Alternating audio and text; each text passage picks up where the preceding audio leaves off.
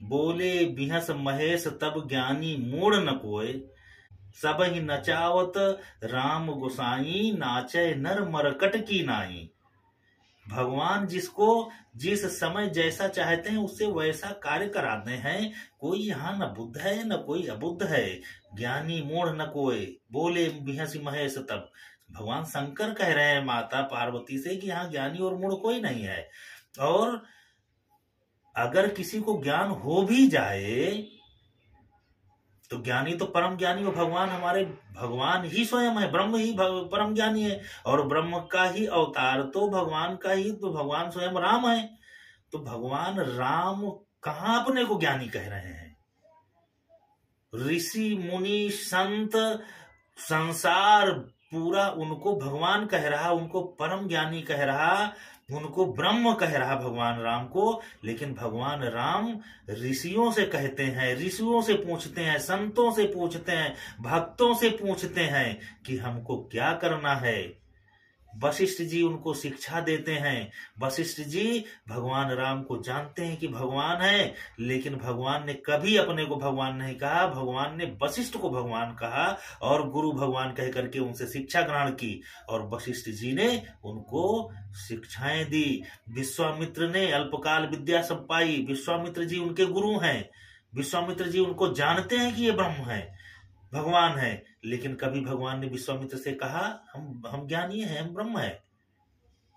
भगवान उनको गुरु मानते हैं, उनको गुरु भगवान मानते हैं। भगवान राम वनवास में जाते हैं तो वनवास में वहां पर भी वाल्मीकि ऋषि उनको मिलते हैं। वाल्मीकि ऋषि से वो स्वयं पूछते हैं कि अब हम कहाँ निवास करें, आगे क्या काम करना है। वाल्मीकि जी हंसने लगते हैं। वाल्मीकि जी कहते हैं कि प्रभु आप पूछ रहे हो हमसे, जो संपूर्ण ब्रह्मांड को दिशा देता है, जो संपूर्ण ब्रह्मांड का पालनहार है, वो हमसे पूछ रहा है। ये तो आप हमारी केवल बड़ाई करवाने के लिए संसार में आप हमसे प्रश्न कर रहे हो। तो भगवान स्वयं वशिष्ठ वाल्मीकि ऋषि से पूछते हैं और वाल्मीकि जी उनको भगवान कहते हैं। भगवान उनको श्रेष्ठ बताते हैं। अगस्त्य जी के पास जाते हैं, वहां पर भी किस प्रकार से असुरों का विनाश होगा वो युक्ति पूछते हैं। अगस्त्य जी भी कहते हैं कि तुम संपूर्ण ब्रह्मांड का विनाश करने वाले हो, भृगुटी बिलों की सृष्टि ले हुई और तुम हमसे पूछ रहे हो। लेकिन भगवान उनको श्रेष्ठ बताते हैं। अगस्त्य जी उनको विद्या देते हैं, आदित्य हृदय स्तोत्र का और तमाम युक्ति और तमाम चीजें उनको गूढ़ मंत्र देते हैं। यहाँ पर न तो किसी ऋषि ने अपने को ज्ञानी कहा माना, न भगवान स्वयं ने अपने को ज्ञानी और बुद्ध माना। बुद्ध का मतलब यही है कि जो बोध हो जाए, जिसको अपने आप का बोध हो जाए, भगवान का बोध हो जाए, तो फिर अहम प्रकृति पुरुषात्मकम जगत शून्यम च शून्यम, फिर संसार में आए क्या? वो किसको ज्ञानी माने, किसको वो मूढ़ माने? तो उसके लिए तो ये संसार शून्य है। वो अपने आप को भी शून्य मान रहा है, तो काहे का बुद्ध, काहे का ज्ञान? ये संसार ही शून्य है। तो हमारे तुलसीदास जी ने इतनी बड़ी रामायण लिख दिया और गोस्वामी जी ने अपने आप को अविवेकी, मूढ़ और पता नहीं क्या क्या कह करके अपने को संबोधित किया कि ना हम कविता लिखना जानते हैं, ना कविताओं में कोई रस है हमारे। जिसको जिस भाव से पढ़ना हो पढ़े। अगर किसी को मजाक लग रही है तो इसको पढ़ करके हंस ले, किसी को भक्ति लग रही है तो श्रद्धा से पढ़े। गोस्वामी जी अपने आप को श्रेष्ठ नहीं मानते, कोई ऋषि अपने को श्रेष्ठ नहीं मानता, स्वयं भगवान अपने को श्रेष्ठ नहीं मानते। एक दूसरे को बढ़ाई देने के लिए ही दूसरे को श्रेष्ठ बताते हैं, इसमें अहम नहीं होता है। ऐसा नहीं है कि वो जानते नहीं है, जानते हैं सब कुछ। लेकिन यही तो हमारी परंपरा है, यही तो धर्म है, यही तो सनातन है कि जिस कार्य से दूसरे को की श्रेष्ठता साबित हो वो कार्य करो। अगर आप श्रेष्ठ हो तो दूसरे को भी श्रेष्ठ साबित करने के लिए उसका मनोबल बढ़ा दो, उसका मनोभाव बढ़ाओ, उसका सम्मान करो। लेकिन किसी को अगर आप नीचा दिखाने के लिए अपने को श्रेष्ठ बताते हो तो ये श्रेष्ठता नहीं, ये तो मूर्खता हो गई तुम्हारी। तो बोध होने के बाद व्यक्ति का अभिमान मर जाता है, व्यक्ति का घमंड मर जाता है।